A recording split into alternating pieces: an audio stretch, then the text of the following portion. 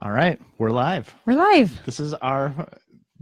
I feel so excited to be I'm back super in excited. podcast world. I am. I'm super excited, and I'm excited to do it on Today's Mama. Yeah, That's so awesome. hello to the Today's Mama community. I'm Nate Bagley, and this is Kristin Hodson. Hi. Kristin is a licensed and certified sex therapist. Mm-hmm. Is that a good way of saying that? Yeah. ASEX certified sex therapist? I'm a licensed clinical social worker and ASEX certified sex therapist. I should know that by now. I've said it so many times. There's so many letters. We can't keep up with them. That's true. Not behind my name. Just letters in letter general. soup. Yes. Yeah.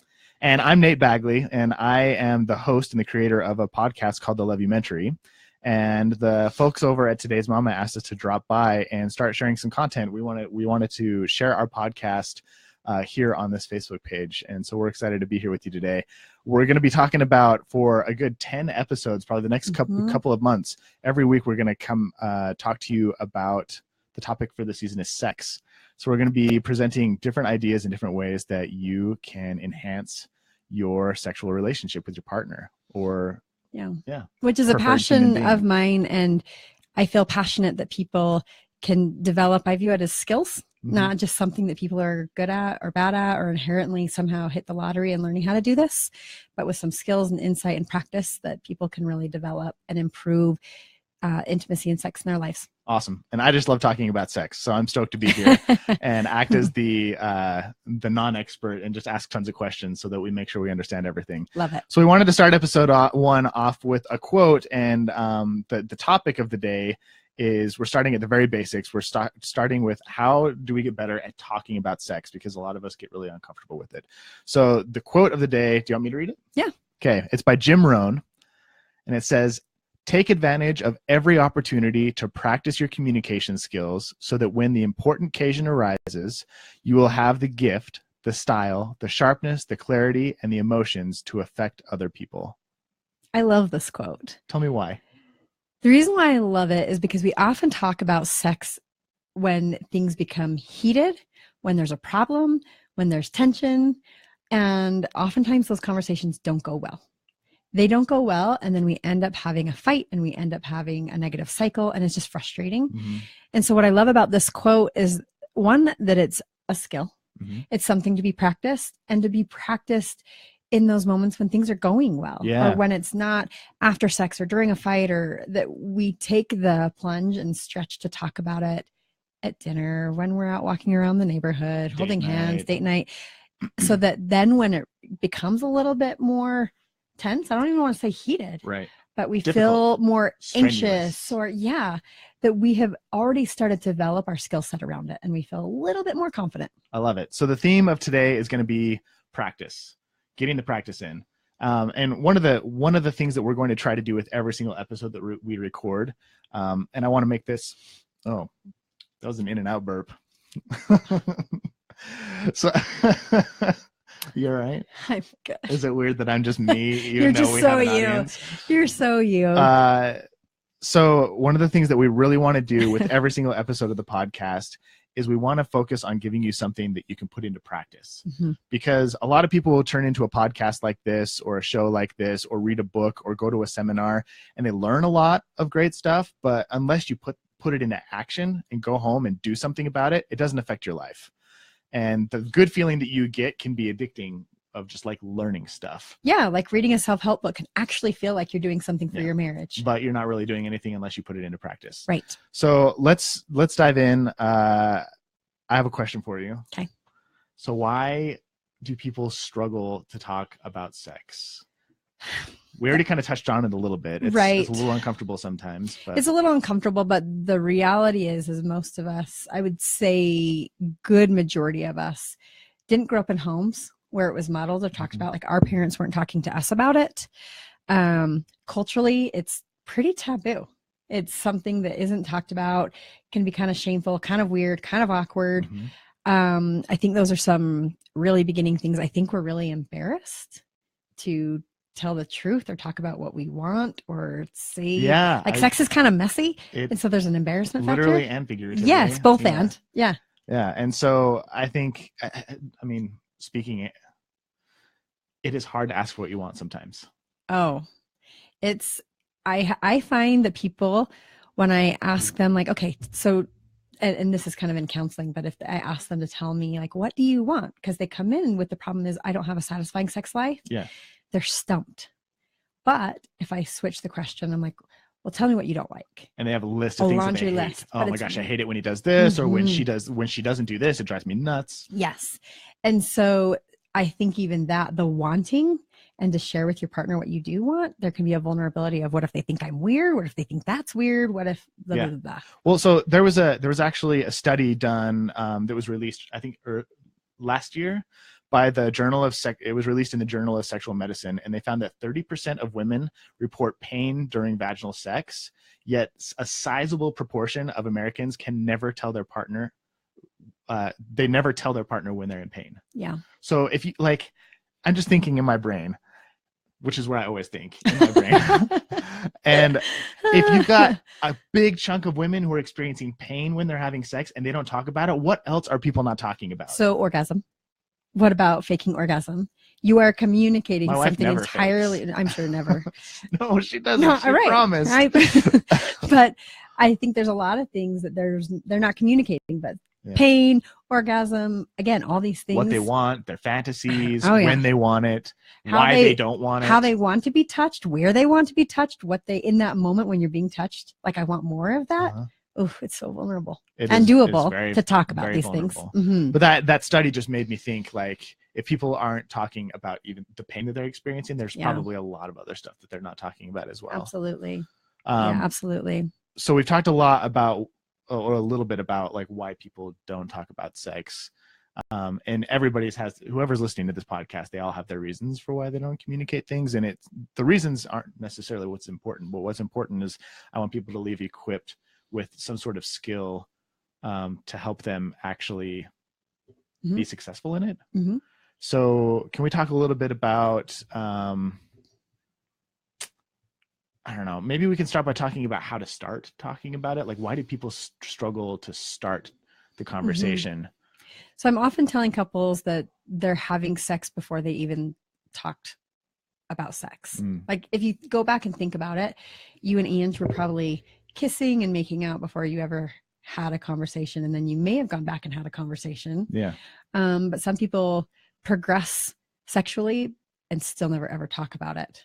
Yeah. And they give each other different signals. Like, so here's an example of how we communicate, not explicitly, but there's so much communication happening about sex, but may not be productive. I had a couple where she knew when he wanted to have sex because she would go into the living room and the remote would be turned sideways. If the remote was sideways, it was business time that night. Okay. But was that like his secret code? That was the code. They never had the conversation, yet somehow, through they picked up on it, and then that was the thing. All right. Or the locking of the door. Right. There's all these things happening, but imagine what it could be like if you could actually start to talk about it and plan it. So just even learning to talk about it, I encourage couples and people to start saying, what do you think about starting to talk about our sex life?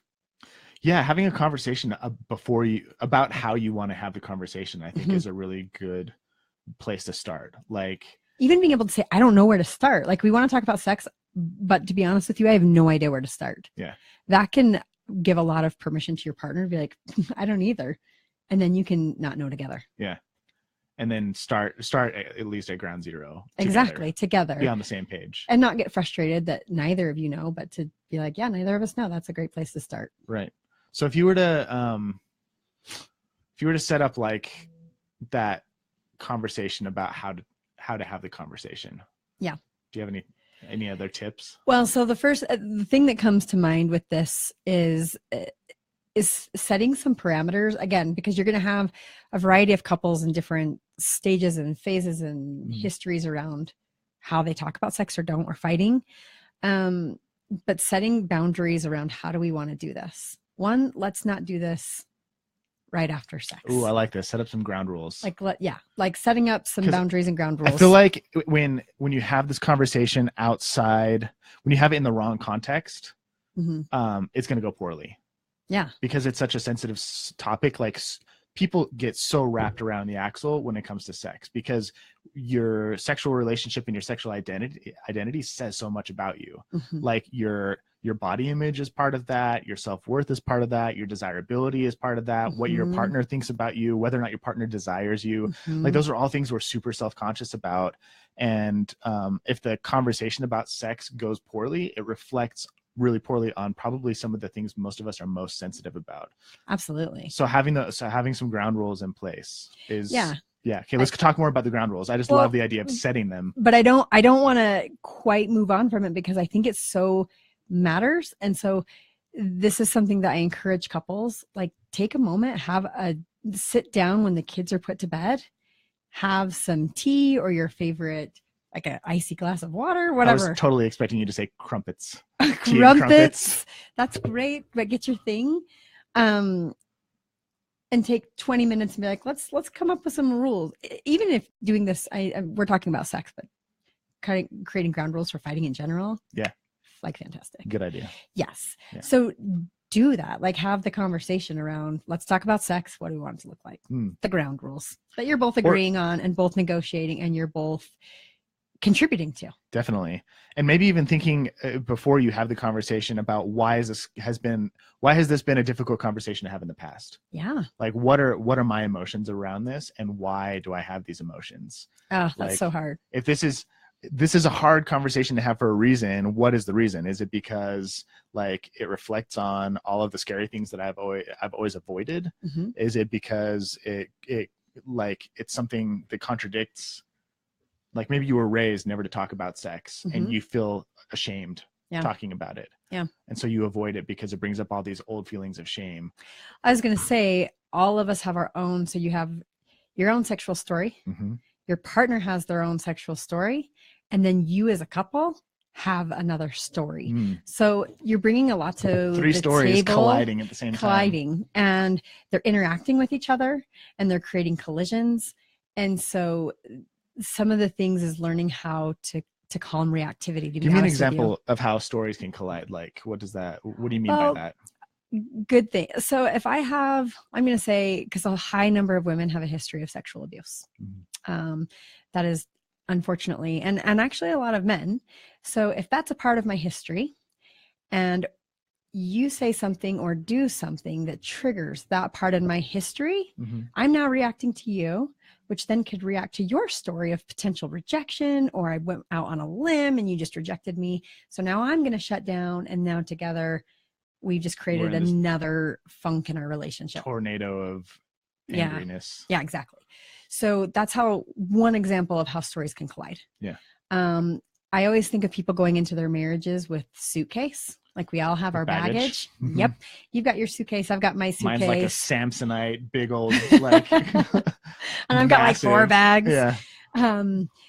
But really, we're bringing that. And most of the time, we don't see what's in each other's suitcases until we're married. Yeah. And then all of a sudden we're like, whoa, that's in there. And you may not even know that you had something packed in your suitcase until your partner triggers it. Yeah. So even recognizing that this could be hard and I don't know what this is going to look like, and to set some grace in there, like to have some patience and leeway that this is going to be flimsy and clumsy, and that's a good thing. So maybe a great way to start then is to have this conversation before you have the conversation, and say something along the lines of, like, pull your partner aside and say, look, I want to have a better sex life. I know you want to have a better sex life too.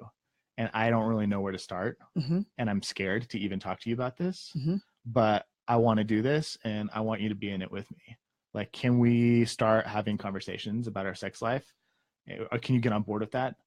And if your partner gets on board, then you say, great, let's set some rules up together. Yeah. So that we can make sure that we do this and we don't, like, get angry at each other or fight with each other or lash out at each other and hurt each other. Well, and what I like that you said in there is you came from a place of vulnerability and honesty and authenticity. You also spoke from the positive about your partner. Yeah. Instead of putting them onto the defensive first. Get them excited about the vision. I want to tell you what's not working. Yeah. And we should probably talk about that. They're not going to want to talk about that. But if it's, I want to have these conversations to improve our sex life with you. I want to have amazing, connected, passionate, like sex, like who doesn't love bottom that? of the World Series, bases loaded, full Right. count, right, down by 3, swing for the fences, knock it out of the ballpark, grand slam kind of sex. Like that's the kind of sex I want to have. Are you on board with that? Like, do you want that kind of sex, or are you cool with the vanilla stuff? Right. And with that, then I would come back and be like, yes, because I want that same kind of emotional connection where we are seeing each other and we're on the same page and we feel like we're really on the same team. I cannot do all the enthusiasm and passion uses. Is amazing. But yes, that's the best place you can start, because what partner isn't going to want to be like, really, you want that with me? Yeah. And you are willing to seek me out to have this conversation? Yeah, let's do that. Cool. Yeah, awesome. So that's a good place to start. It's a good place to start. So then ground rules, like what are some good ground rules to set up to keep people from being jerks to each other? Because I think people aren't jerks to each other on purpose when they talk about this stuff. It's because we get scared and a little vulnerable, and it's easy to get hurt when you're vulnerable because your armor's off. Defend. And we get defensive. We poke and attack. We attack back. Absolutely. We protect ourselves from the unintentional hurts. Absolutely. So let's give everybody some ground rules that they can that they can kind of set in place in their relationship to protect themselves from needing to fight about it. Okay, because if the goal is to have a good conversation that brings you closer together, if that's the point, that is the point, then these things are setting it up. One would be, and this is just, don't talk about sex before or after an experience, but particularly after an experience, unless it's, you don't want to give me a play-by-play of all the things that I can do better? No, I would don't do that. Exactly. Nobody wants that. And unless you're going to be like, that was wonderful, thank you, or that was amazing. So only positive feedback after sex. Yep. No criticisms. If you guys start to set this up and you're like, yeah, I'm open to it, and be like, so is it okay if I share something with you? Say, actually, it's not okay. Let's not, because that's one of our ground rules. We're not going to talk about it in the bedroom. Do you know why I think that's important? What part? The not talking about this stuff after you have sex. Yes. I'm going to tell you why I think it's important. Tell me. And you can tell me that I'm right. Fantastic. So there is no place on the planet that you spend more time with your partner than in bed. Yeah. Like for most couples, like if you sleep next to each other and you're spending like 8 hours a day in bed together, and then you leave each other for work and you don't really like, that's the one place that you're just constantly with each other, and you share some of your most intimate moments there. Right. And if you start associating, I'm going to tell you a quick story. Okay. So I had this like really horrible boss a couple of years ago. Like he like made fun of me in front of other people. He would swear at me. He told me once that like I should give up on my dreams because I was never going to achieve them. He was just like loved to take a dump on my self-confidence and dreams all the time. Yeah. And I hated that guy so much. And I used to get anxiety every morning when I woke up and had to go to work, and just like felt this, because I just didn't want to go there. I didn't want to be in that place where I was feeling criticized and picked apart and humiliated.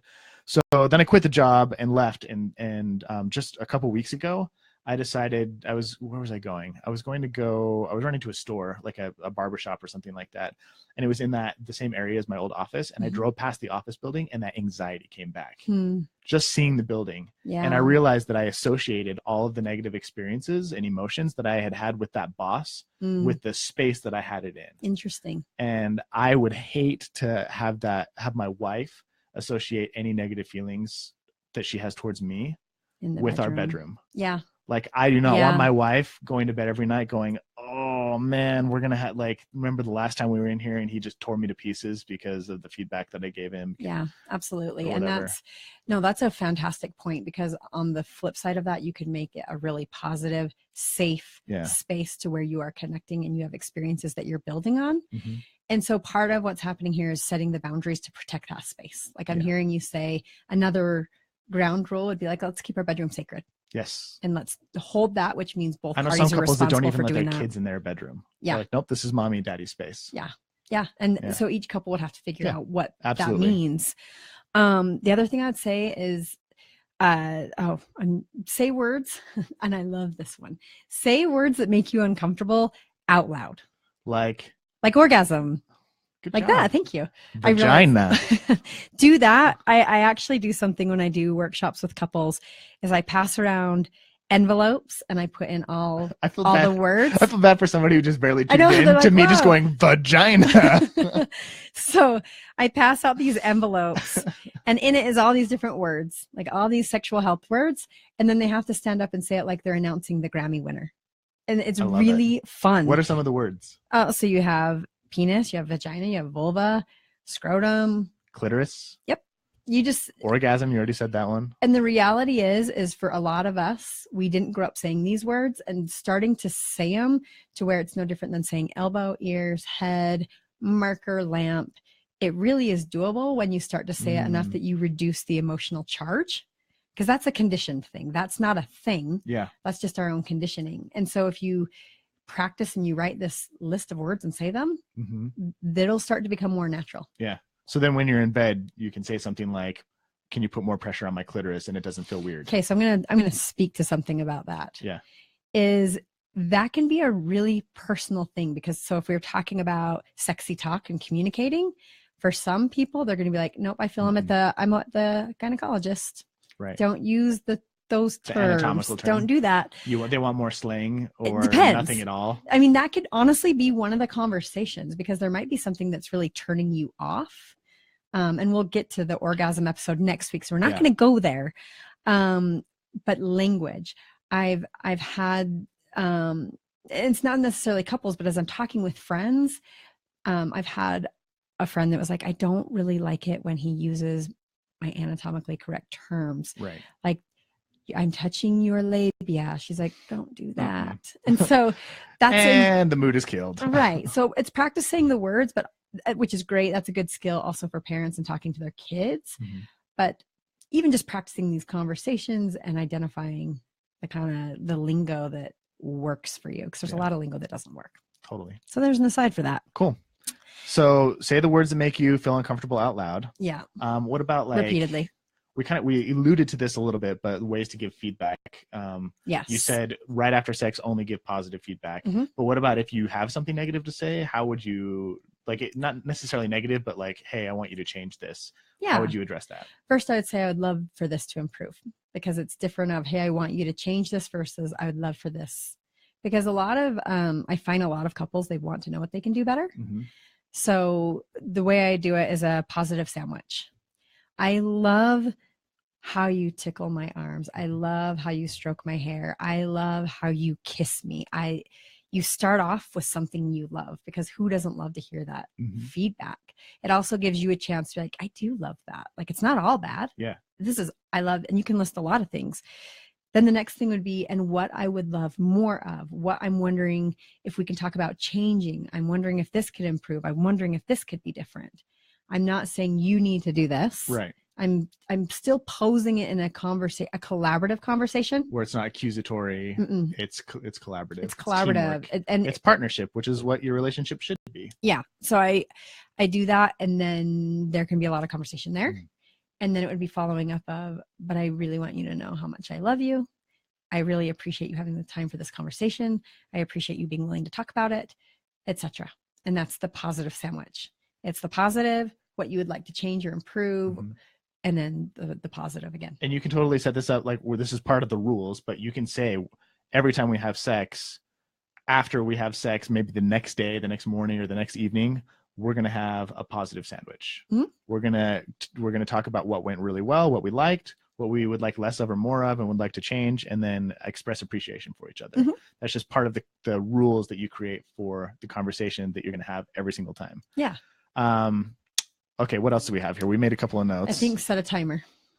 Because again, tell me about that. Okay, so if you are, let's say you have been sitting on the couch for 2 months or 2 years. Okay, let's say you've been, not like all the time, you're going to work, you're doing that, but you really just haven't.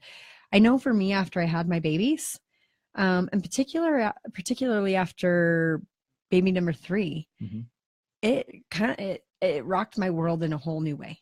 And my physical activity, my ability to just get as active as I want, like I used to, it really changed. And so as I'm working to get more active again, I'm not going to the gym and and this is a real thing. I'm not going to the gym and running at a number 5 on the treadmill for 60 minutes. I'm out of shape. You're starting by walking around the block. I'm going to pull muscles. Yeah, that's so you're not going to go join CrossFit like right after you have a baby. I'm not going to do that. Right. No. So this is your way of like scaling, basically not letting something spiral out of control or taking on too much at the same time. Yeah. If you like this whole metaphor, if you guys aren't practiced, because if we view it as a skill, if you're not practiced at having these conversations about sex, don't just dive into an open-ended conversation, because most of the time that can end really bad and you're trying to create a positive cycle. And so even setting the timer to say, we'd love to talk about this for 5 minutes. We're going to talk about this for 10 minutes. We're going to talk about it for 10 minutes and we're only going to talk about things that we really enjoy. Yep. And then the other key there is to, so you got really specific on what it's going to be. There's also something that's really interesting, because the reason why I'm setting a timer, because if you start to get anxious, frustrated, angry, there's a therapist and researcher by the name of David Schnarch, and he researched couples and he had them wear heart rate monitors when they were fighting. Mm-hmm. And he discovered that when their heart rates got above 90 beats per minute, they moved into the part of their brain that makes them fight. The fight or flight mechanism. mechanism. And they can't even like have a rational conversation. Mm-hmm. And so if you notice that you're starting to get heated, you're starting to get elevated, and you physiologically cannot think logically and have a you can't. And so it's at that time to close the conversation and be like, I notice I'm starting to get angry. Yeah. I'm starting to get hurt. I'm getting really anxious. So let's be done. We know we're practicing. We know we're not supposed to be perfect at this. That requires a lot of self-awareness. It does. And it's practice. And it's lots of practice. You may flounder and turn into a fight, and then you can do a repair and be like, I'm so sorry about last night. Let's keep working at this. I should have stopped myself. I noticed that I was getting defensive, and next time I'm going to try harder to end the conversation before going. Even if couples do that repair 2 days later. Yeah. It makes a world of difference. Huge difference. And just keep sticking with it. Love it. So along with setting a timer, I like the idea of having a specific time where you talk about sex. Like maybe it's the first half of your weekly date night or something like that. So I'm going to speak to, again, the moms out there, that I don't know about you, but for me, I don't have time that just shows up where I'm like, oh, spare time. I've got 3 hours. Fantastic. Let's talk about sex. That's not a thing. From carpools to getting kids into bed, baths, jammies, breakfast, then planning for the whole next day.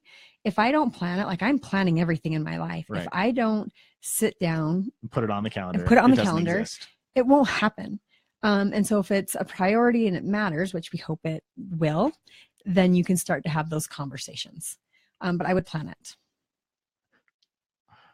I've got somebody at my door. You've got people here. That's funny. Unexpected people. Do you want me to let them in?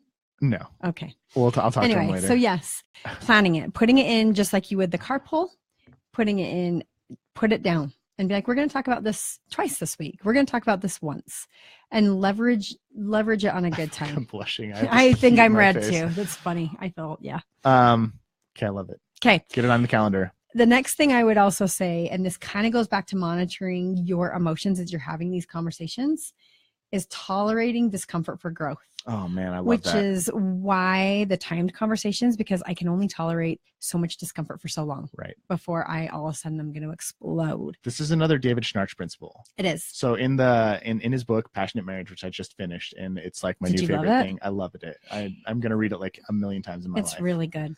But one of the big takeaways that I got out of that text is he says marriage is a human growth machine. Mm-hmm. The whole purpose of marriage is to help you grow and evolve into a better version of yourself. That's right. And your partner is going to put pressure on you, and they're going to make things difficult for you.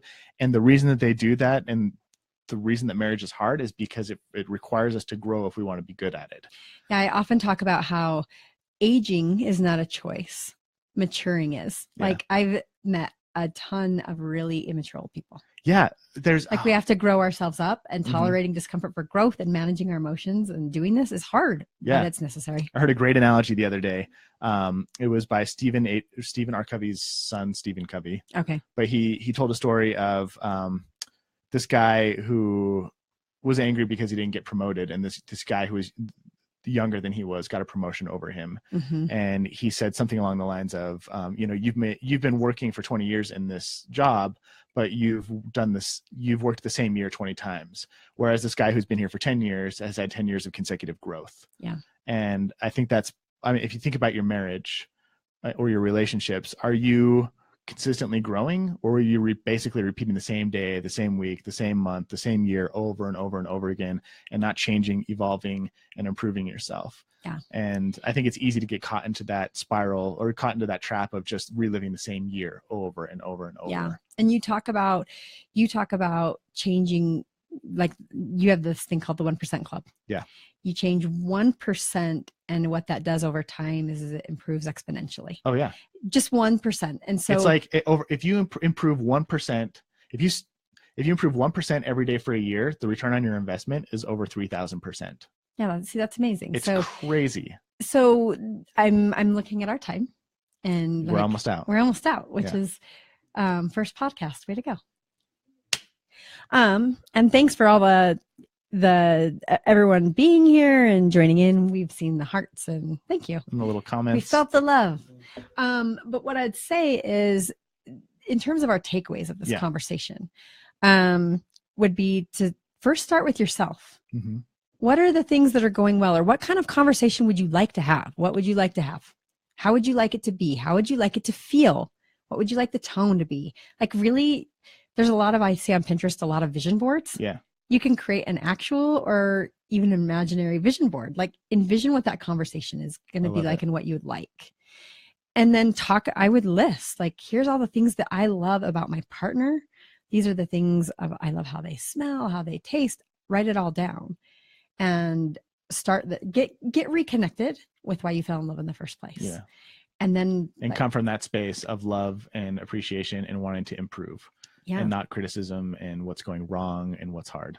And potentially set the date to then approach your partner and say, I want to have a conversation about having a conversation about sex. Yeah. You don't even have to start the conversation. Just schedule I want to have the conversation about the conversation, and go back and replay Nate's whole thing about how enthusiastic he was to have the conversation. But find your own style on that. Yeah. And if you started there and just begin there and see where it took you, and then stuck with it, I can promise you that you will get better at doing this and talking about sex. So if you do take action, we would love to hear about it. In the description of this episode, you'll see some of our contact information. Feel free to reach out and let us know what you thought, or if you have any questions. And just a quick tease for next week, Kristin already kind of teased it a little bit, but we're going to be talking about orgasm, and more specifically, we want to talk about why we can't orgasm is kind of elusive. If you have ever been in that position where you're like, oh yeah, here it is, there it is, I got it, and it's gone. Like, if you've ever had that narrative in your head, or if you're just frustrated that you've never had an orgasm, or you don't know if you've ever had an orgasm, or if you just get frustrated that it takes you so long to have an orgasm, we're going to be talking about that topic. Especially, so we're going to look at orgasm, but then if orgasm in the baby making years, there can be a whole bunch of things. There's so much to talk about with orgasm, and I can't wait. Awesome. Send us your questions. We would love to have your questions, or your comments, your feedback, because that can help just make the community more dynamic. And the very last thing is, if this podcast was interesting to you, Kristin and I are working on a course that's called Demystifying Desire. And we're selling it right now. If you go to loveschool.first7years.com, there should be a link in the description as well to that. You can get it at an discounted price, at an early bird special price. And do you want to tell a little bit about, give them a tease of what we're going to cover in the course? Well, desire is just another one of those things that is really elusive. Like, you either have it or you don't. Who has it? Who's the lucky Where ones? does it come from? How do I get it? And so we really break down what that is, and really help women feel really empowered with desire and actually feel like that can be theirs. And we'll talk more about that in coming weeks as well. But if you want that early bird pricing, I would jump on it quickly. Yeah. Thanks for tuning in, Thank guys. you so much. See you next week. Okay. Bye.